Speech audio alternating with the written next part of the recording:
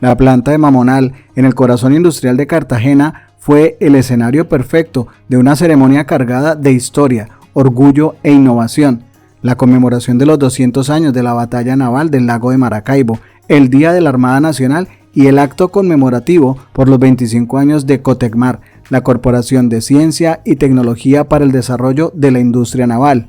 Uno de los momentos más majestuosos fue el lanzamiento de la patrullera oceánica ARC 24 de julio, del buque hospital CAPS costero fluvial Bencos Biojó y el bote insular Dimar ARC Isla de San Andrés y varias unidades de operación fluvial de bajo calado.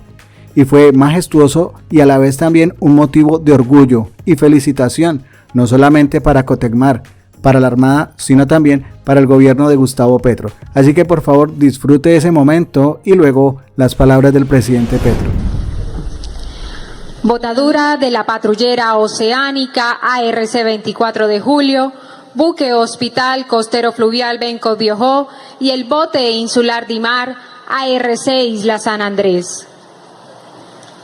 El origen de la colocación de monedas en la grada de lanzamiento se remonta al inicio de nuestra era, cuando los constructores navales del Imperio Romano colocaban bajo la base del mástil una moneda de plata con la imagen de Fortuna, diosa romana de la suerte y de la fertilidad, para garantizarle buena suerte y un buen destino al buque. Los constructores escoceses acostumbraban a colocar secretamente una moneda de oro en las junturas, entre las vigas estructurales de la quilla, como una forma de congraciarse con los dioses oceánicos. Por su parte, los antiguos griegos colocaban monedas bajo la base del mástil de sus embarcaciones, para que la tripulación pudiera, en caso de hundimiento del buque, pagarle al Caronte, el barquero, el cruce del río Estigia en su camino hacia el más allá. Como parte de la ceremonia de botadura, representantes del talento humano de Cotecmar como ingenieros, arquitectos, mecánicos, soldadores, electricistas, paileros, entre otros, colocan estas monedas como signo de los deseos de prosperidad y larga vida de sus tripulantes. En este momento vemos la patrullera oceánica colombiana ARC 24 de julio. Celebramos con orgullo patrio el hito de botadura del proceso de construcción de la patrullera oceánica colombiana, diseñada y construida por Cotecmar, que le permitirá a la Armada Nacional de Colombia desarrollar una amplia gama de operaciones en el contexto de la seguridad marítima integral, con la capacidad de ejecutar operaciones de patrullaje y vigilancia marítima, interdicción marítima, operaciones de protección de la vida, territorio marítimo nacional, tanto a nivel de unidad y en grupos de fuerza de tarea, inclusive de naturaleza multinacional bajo el concepto de interoperabilidad. La patrullera oceánica es el resultado de 25 años de aprendizaje de Cotecmar, en el cual la Armada de Colombia ha realizado aportes significativos dada su experiencia operacional, que nos permite hoy contar con un buque adecuado a las necesidades del país y en el que Cotecmar confirma haber dado el salto a la independencia tecnológica para la construcción de este tipo de unidades, que le permitirá garantizar el apoyo logístico de esta nueva unidad a lo largo de su ciclo de vida. El diseño y construcción de la patrullera es 100% colombiana. Ha demandado 1.200.000 horas, 1.114 empleos directos y 3.342 empleos indirectos, a la cual yo le pido un fuerte aplauso a nuestra patrullera oceánica 24 de julio.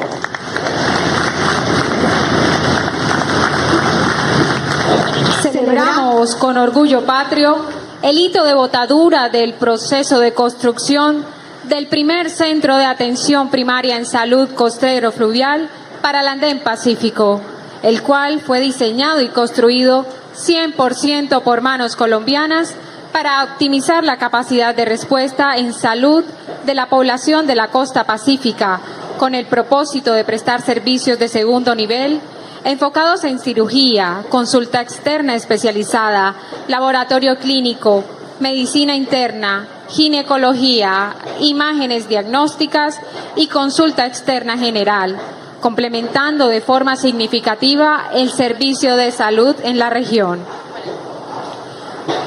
Su capacidad para realizar navegación costera y fluvial, además de toma y despegue de un helicóptero para evacuación de pacientes, permitirá que la atención primaria integral en salud sea con perspectiva territorial, centrado en las personas, familias y comunidades, integrando el compromiso con la justicia social, la equidad, la solidaridad y la participación.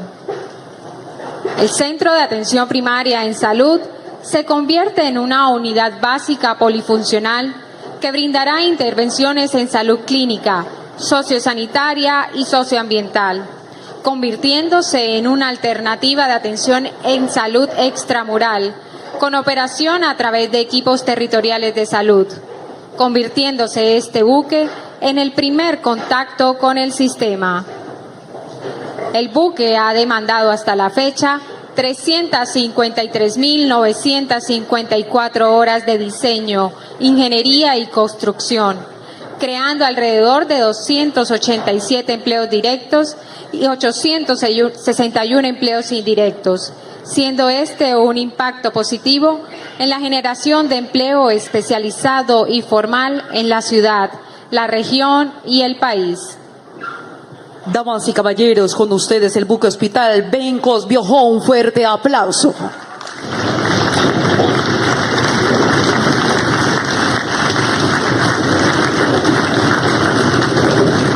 A continuación, la reseña del bote insular ARC Isla de San Andrés. Celebramos con orgullo patrio el hito de botadura del proceso de construcción del primer bote insular construido por Cotenmar en aluminio, con el propósito de fortalecer las capacidades de la Dirección General Marítima en el desarrollo de estudios hidrográficos, levantamientos costeros y monitoreo del territorio marino. El bote cuenta con la capacidad de realizar estudios batimétricos, facilitando los estudios científicos marinos, incluyendo mediciones geofísicas y la caracterización morfológica del fondo marino. Además, contribuirá a la seguridad marítima mediante el control del tráfico naval, inspecciones en zonas costeras y la vigilancia de actividades náuticas. La construcción del bote ha contribuido significativamente en la generación de empleo regional y nacional, creando alrededor de 81 empleos directos y 243 empleos indirectos, demandando alrededor de 81.000 horas de ingeniería y construcción, para quien también pido un fuerte aplauso.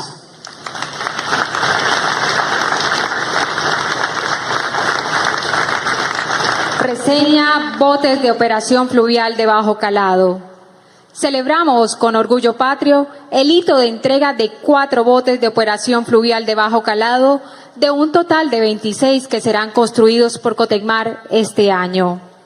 Los botes de operación fluvial de bajo calado son diseñados y construidos por la corporación como una solución naval de ingeniería nacional para el fortalecimiento estratégico de las capacidades operacionales de la Armada de Colombia, permitiendo ampliar su capacidad de movilidad fluvial en zonas de difícil acceso, respuesta rápida, sostenimiento logístico continuo y cobertura de sus unidades en los ríos y cuerpos de agua que conectan regiones de alta complejidad. La conmemoración de la batalla 202 es el año hace, que aquí me enseñaron, uno va aprendiendo, uno debe aprender hasta el último segundo de la vida, porque siempre, obviamente, hay cosas, la mayor parte de las cosas no las conoce uno, y la vida se convierte en un experimento de aprendizaje permanente. Eso hay que incluso irradiarlo como una forma cultural, siempre intentar aprender hasta el último momento.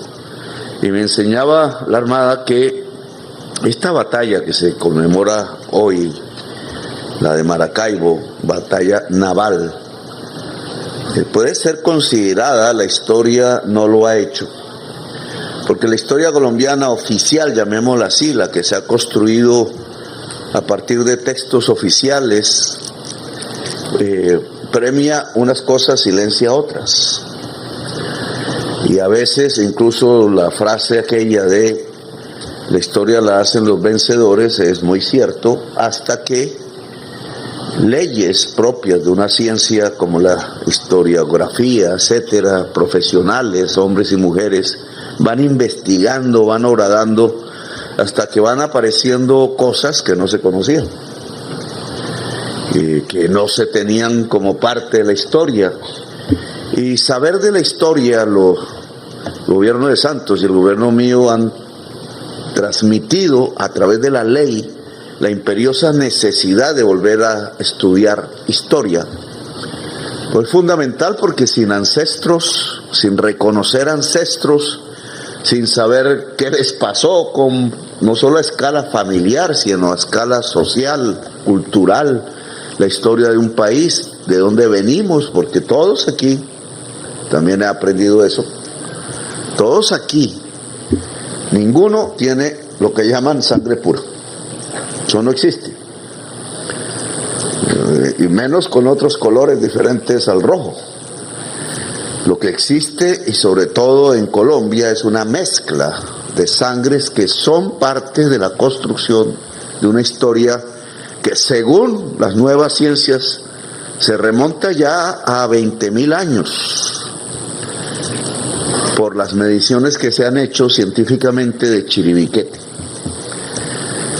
allá en la selva, junto a San José de Guaviare, donde tratamos de que la pista sirva para recibir aviones grandes, porque eso hay que conocerlo por parte de la humanidad misma. Pues debe ser uno de los grandes centros de atracción del conocimiento humano, científico y turístico, porque allí, en medio de esos pájaros y de la exuberancia de la selva amazónica en peligro, hay unos murales inmensos de artes que hemos aprendido que durante generaciones de las personas que allí habitaron se fueron construyendo, de tal manera que hoy lo que encontramos es, le llamo así, la capilla del Sistina del arte rupestre, quizás de los más grandes del mundo, es posible, y que nos demuestra, ese es el gran mensaje de ese tipo de arte en ese lugar, cuando no existía aún la selva amazónica, al parecer, por las pinturas que hay allí de cacerías,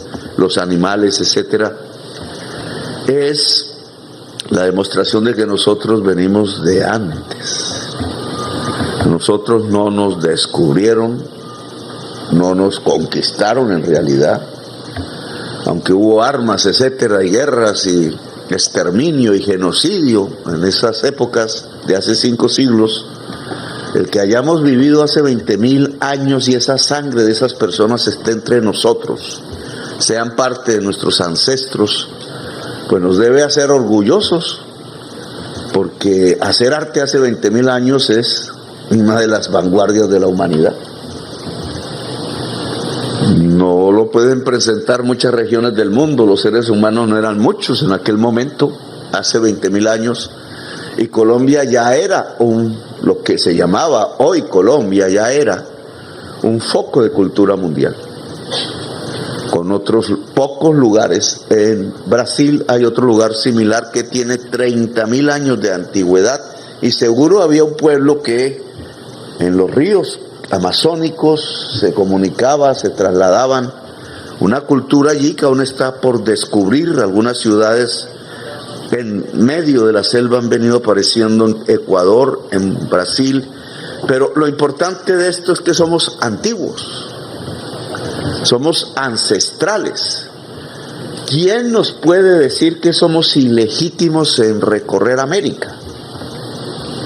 Somos más antiguos que cualquier inmigración reciente de cualquier tipo de Europa, sea anglosajona, sea latina, o las traídas a la fuerza de África, que Cartagena fue uno de los lugares de la esclavitud, y aquí un barco conmemora precisamente el hospital, el nombre del primer libertador de América, que no fue Simón Bolívar, ni los precursores de Simón Bolívar, sino que fue un hombre de piel negra, que era un príncipe, al parecer, historia también por descubrir, traído a la fuerza, y que aquí, por su cultura, su capacidad de liderazgo, logró convencer a quienes trabajaban a la fuerza al lado de él, y salieron, se escaparon, rompieron cadenas, rompieron esposas, rompieron cepos, y fundaron lo que hoy se llama San Basilio de Palenque.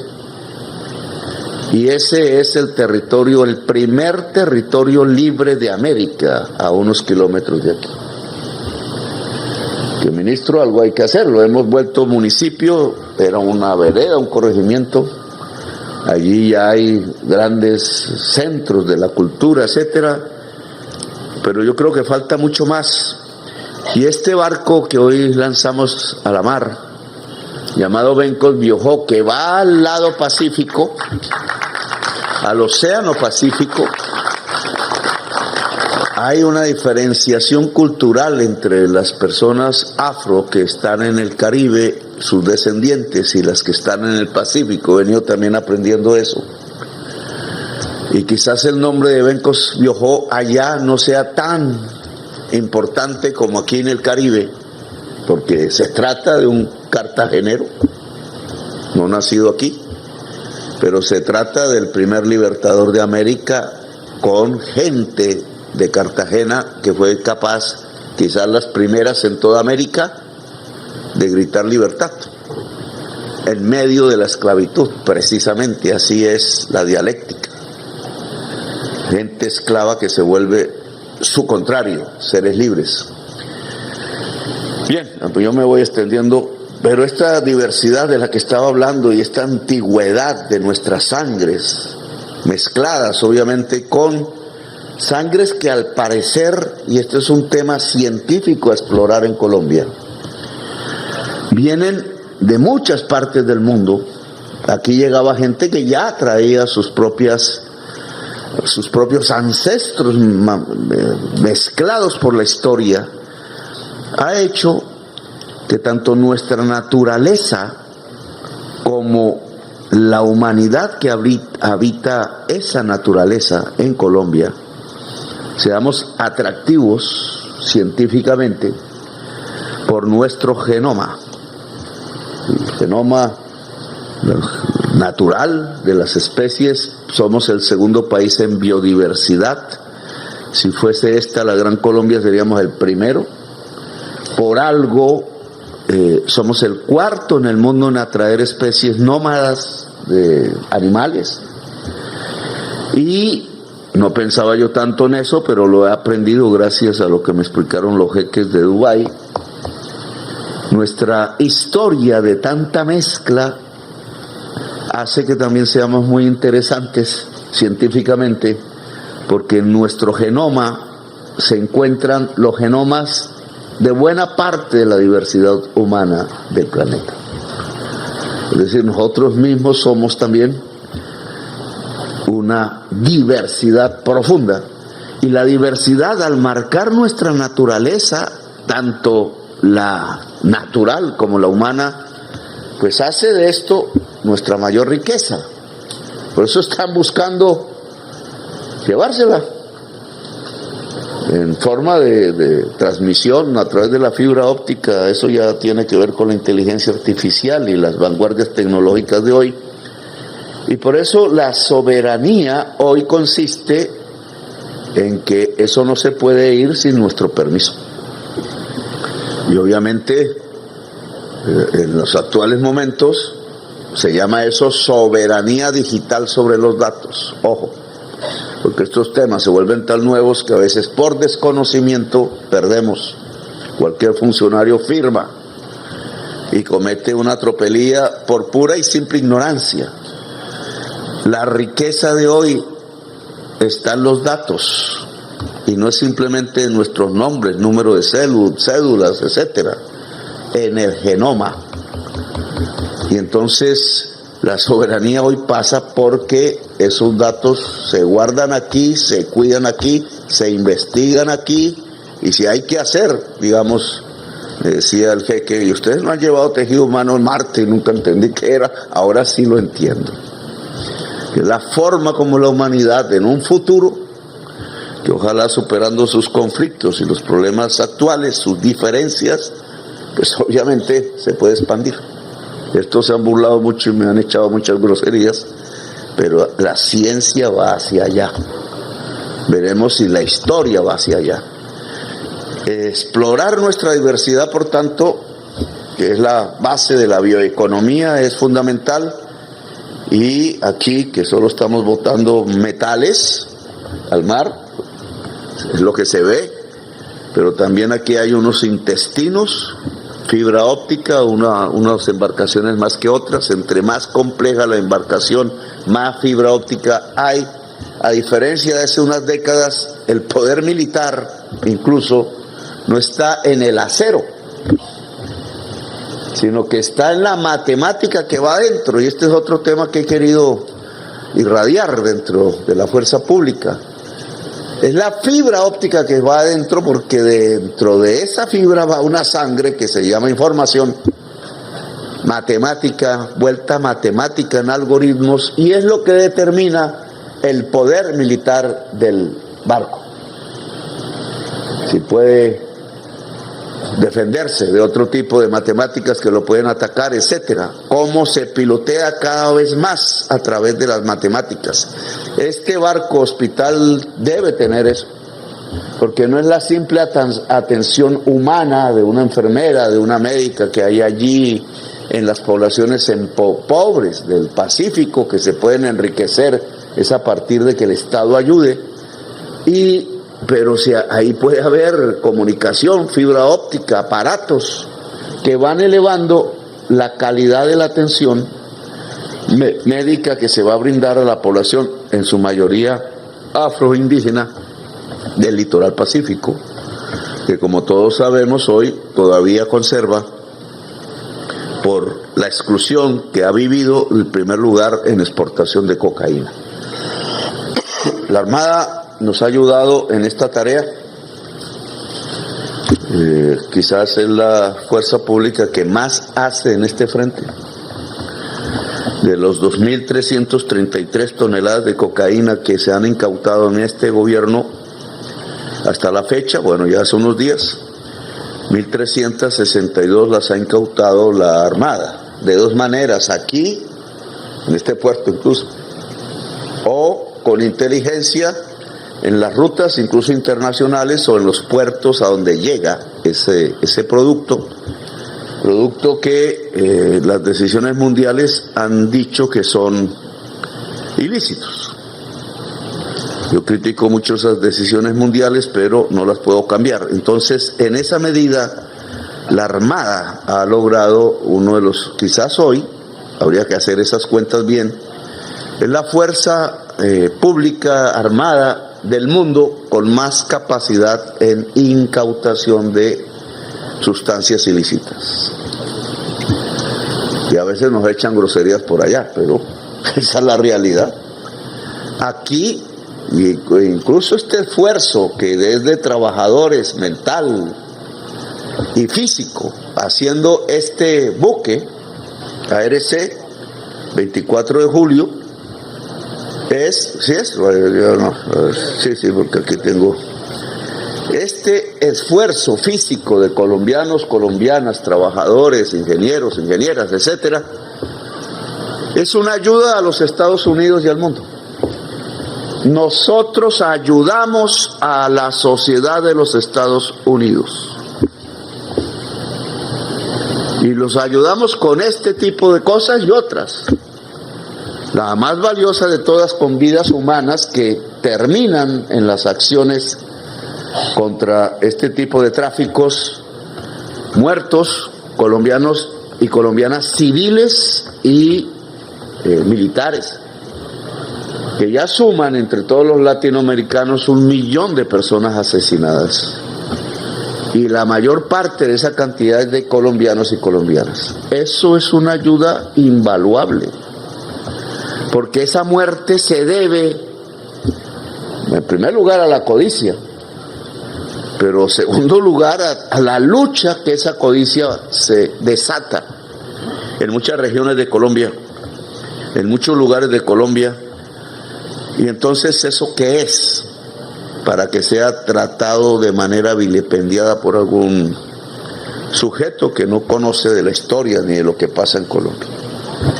Nosotros aquí ayudamos a los Estados Unidos, a Europa y ahora a Australia, y cada vez se abre más el espectro geográfico, a que sus sociedades no enloquezcan, porque masivamente, al parecer, por la falta de afectos que generan ese tipo de sociedades, pues van conduciendo al ser humano a enfermedades psicológicas que llegan hasta la muerte, 100,000 casos en los Estados Unidos por algo que ojalá por aquí no pase, que es el fentanilo.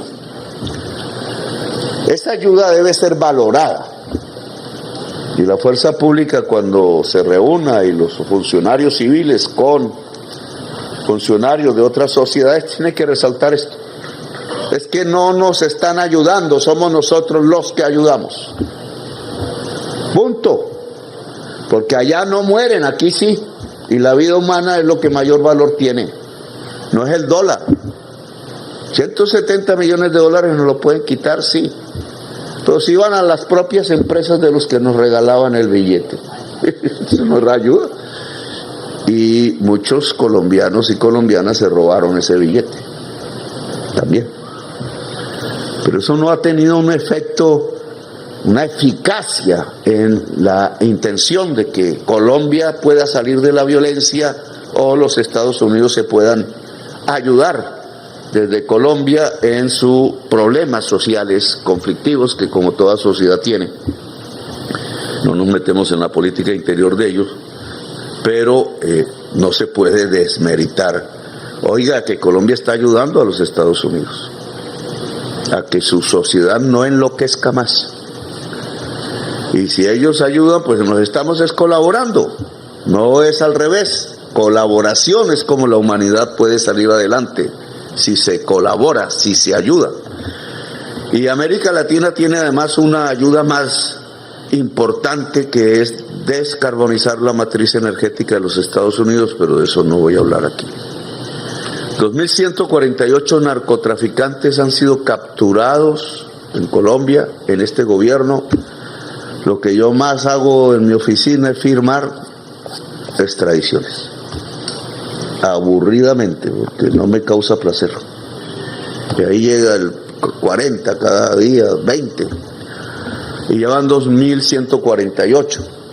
¿Se acaba el narcotráfico con esto? Pues hasta ahora no. Hasta ahora consumen más. Y entonces aparecen más narcotraficantes y ya no son colombianos. Muchos de los capturados ahora son albaneses, franceses, alemanes, españoles, italianos, croatas, etcétera. Y entonces, ¿qué es lo que está pasando con este mercado? Que en lugar de ser regulado y controlado, disminuido, lo que se está es expandiendo en el mundo. Sin embargo, este gobierno, ustedes y yo personalmente, porque tengo que firmar, van 2.148 narcotraficantes capturados. Algunos se reúnen, ojo, por aquí y por allá, y trazan planes para mirar cómo se rompen las relaciones entre Estados Unidos y Colombia, pensando que el presidente colombiano, en la rabia, pero yo me controlo, va a decir un día: no firmo más extradiciones, que podría, porque la Constitución me lo permite. No firmo más extradiciones. Y la verdad, ni nos sirve firmarlas, ni no nos sirve no firmarlas. Porque el problema ya no está ahí en esas capturas. El problema está en Colombia, en que los campesinos no siembren hoja de coca. Y eso implica, es una transformación social en los territorios donde se cultiva hoja de coca.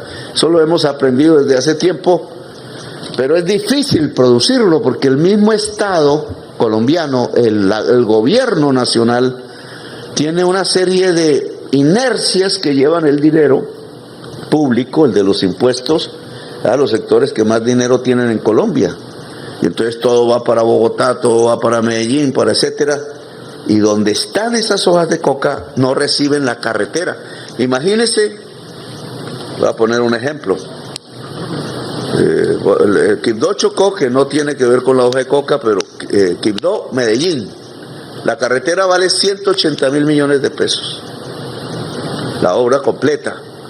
Y cuando uno va en vías donde hacen la obra, entonces han puesto para el presupuesto del año entrante 5.000 millones de pesos. Entonces uno dice, ¿qué irracionalidad es esta? Entonces la obra divide 180.000 por 5.000 y le da un tiempo casi de 180 entre 5, como 20 y pico años. 20 años. Entonces la gente de Medellín, no, la gente de Quibdó, ¿qué va a pensar? En 20 años ya muchos se han muerto, esa obra no es para Quibdó. Y es un mensaje fatal del gobierno, porque al aprobarse así, uno le está diciendo a unas regiones, ustedes logran tener estas cosas, pero estas otras regiones no. Y ahí viene el problema. Bueno, pero ese es un tema de debate, no voy a traerlos.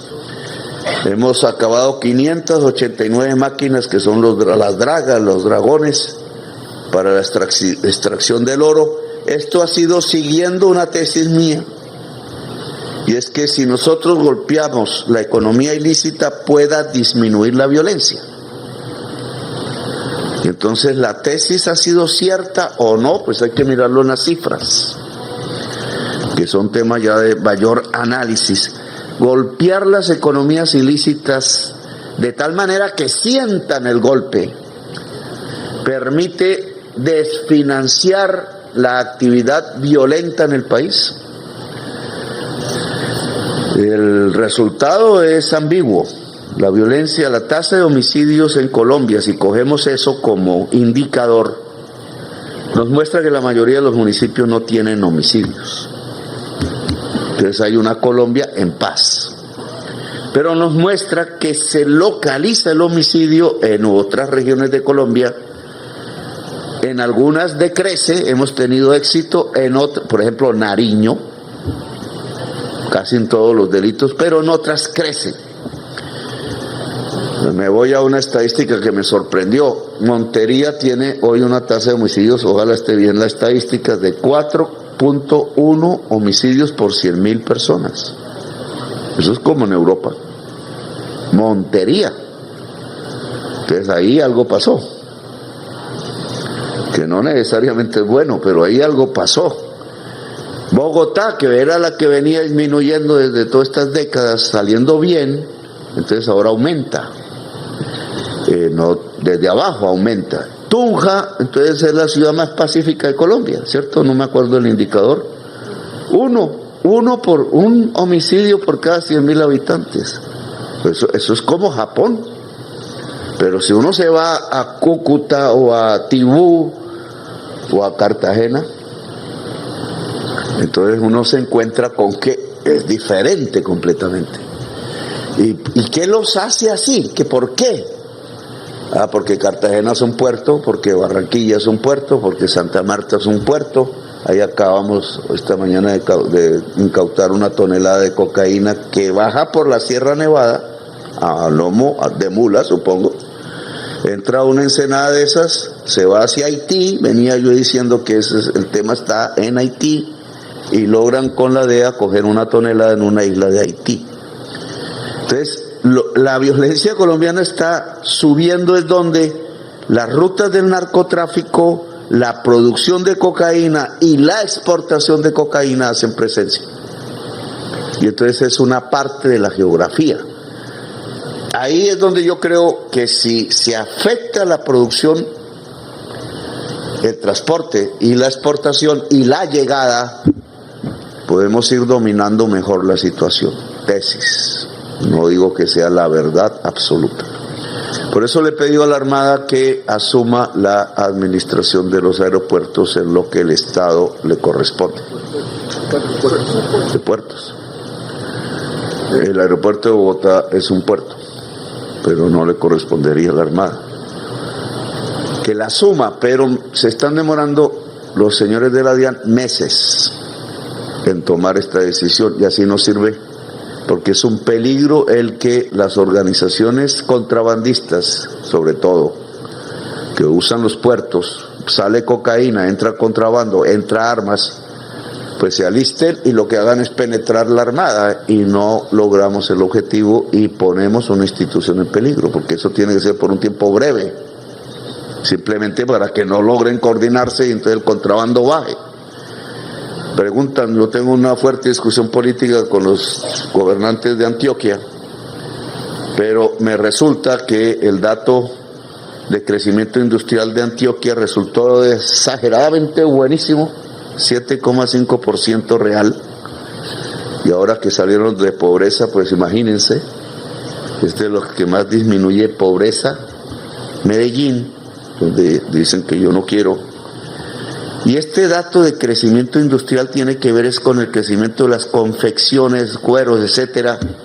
Y eso crece es porque cogimos el contrabando. No lo cogimos porque no lo soltaron, pero está relativamente controlado. El contrabandista más grande de Colombia. Y eso hizo crecer parcialmente la industria. Entonces el problema está en puertos.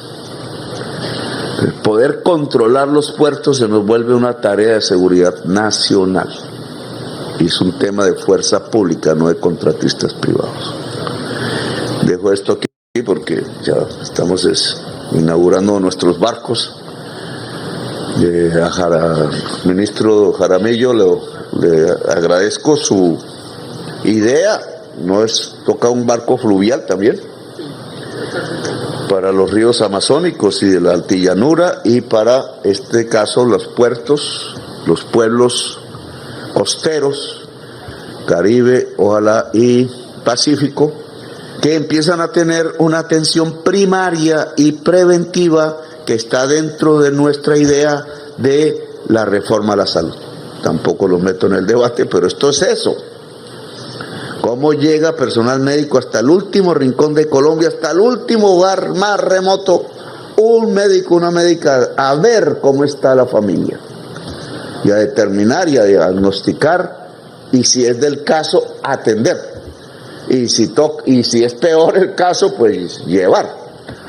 Y este barco tiene esa finalidad. Esto hace parte de nuestro modelo de atención preventiva y primaria, que tiene una inversión pública en este gobierno que suma la de los 3 gobiernos anteriores todos juntos, porque no se creía en la salud pública, no se creía en la prevención.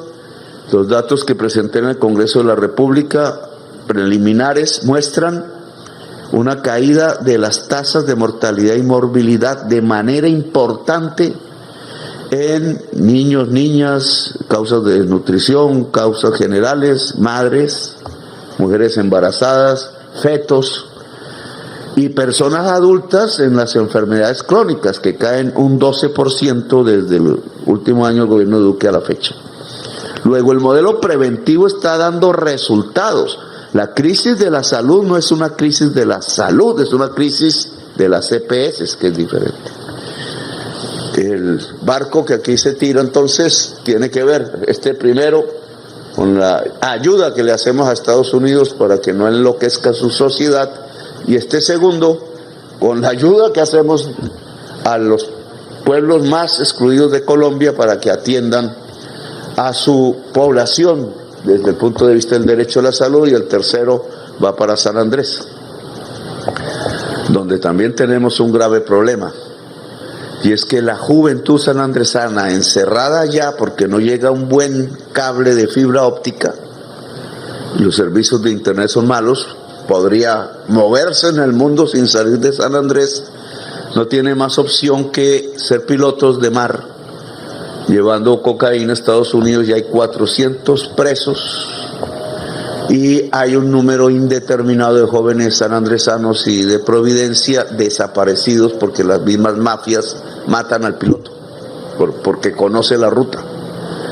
Entonces el trabajo sobre San Andrés y Providencia debe ser mucho más intenso de lo que lo hemos hecho hasta ahora.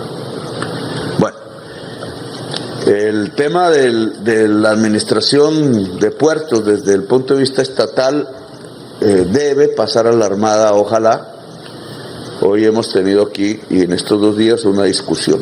Ningún marino de Colombia, ningún ciudadano de Colombia, ningún funcionario público de Colombia, nada que sea de Colombia puede ayudar a un genocidio en el mundo. Nosotros no estamos para eso. No podemos ayudar a que tiren bombas a 20.000 niños asesinados en Gaza. La Corte Penal Internacional, la Corte de Justicia Internacional, cuyas leyes constituyentes hacen parte de la ley colombiana y de la Constitución colombiana, han dicho que el que tira las bombas es un señor criminal de guerra, que si toca piso colombiano debe ser puesto en el acto, general Triana. Todos los que esos tribunales de los cuales hace parte Colombia digan que son criminales de guerra, si pasan por aquí, que no pasarán, pero si pasan, capturados. Criminal de guerra es el peor delito que puede haber como criminal contra la humanidad. Y no somos nosotros los que hemos juzgado, es la justicia internacional que es parte de la Constitución de Colombia. Esa es la norma de normas. Y en esa medida el tratado que firmamos también y que es ley de Colombia, no yo en mi gobierno hace mucho tiempo, que es el GATT, Tratado de Comercio, que es fundador de la Organización Mundial del Comercio, OMC, rectora del comercio mundial, en su título, en su artículo 21, a ver si me acuerdo bien, literal B, número inciso 3, dice que si hay situación de guerra y tensión internacional, puede el Estado cambiar los contratos comerciales. Y eso es lo que hay hoy. Porque una declaratoria de un señor jefe de Estado vuelto criminal de guerra y una situación indudable de tensión internacional y de guerra y de genocidio, entonces me habilita a través del capítulo 21, literal B, inciso 3, a cambiar contratos comerciales. No sale una tonelada de carbón para Israel. Es mi orden como comandante en jefe de las Fuerzas Armadas de Colombia y asumo la responsabilidad. De contratistas de antes o de hoy, o de mañana, que el carbón todavía tendrá un tiempo de vida, se le agota en el mundo. Pero mientras eso sea así, a Israel no sale una tonelada de carbón, es una orden. No somos cómplices de genocidas. Algún día el pueblo de Israel cambiará eso, habrá cambios, volveremos a encontrarnos, habrá embajada, nos abrazaremos, ojalá. Pero mientras estén tirando bombas contra personas inocentes por 100.000 muertos, háganme el favor. Entonces Colombia no es solidaria con eso porque se nos llenaría el alma de energía negra y no podríamos resolver ni uno solo de los problemas colombianos que muchos es que tenemos. En mi orden, almirantes, Cubides, usted es el comandante en jefe de las Fuerzas Armadas de Colombia, comandante después de mis órdenes. Esa es la orden. Yo sé que un funcionario, mi exministro Reyes, metió una trampa, pero en un decreto. Lo hizo ¿por qué? No tengo ni idea. ¿Se volvió un cómplice del genocidio? Sí, porque uno puede ser cómplice moral. La experiencia de la Segunda Guerra Mundial nos enseñó qué es eso. Pero ningún colombiano hijo de Bolívar, ninguna colombiana hija de Policarpa, puede ser cómplice de un genocidio. Mi exfuncionario lo fue, pero un decreto no quita una ley. Y menos cuando es del bloque de constitucionalidad. Por eso la orden la puedo dar sobre bases normativas que ya tendrán que ver cómo tumban, porque siempre habrá amigos del genocidio, pero es mi orden y la doy con la fuerza de mi alma, que Colombia no se ensucia en ese tipo de aventuras. Bueno, dejo ahí. Gracias por hacer parte de la comunidad Magenta Radio. Si te gustó el video, por favor compártelo, comenta y por supuesto darle like. Nos vemos en el siguiente video.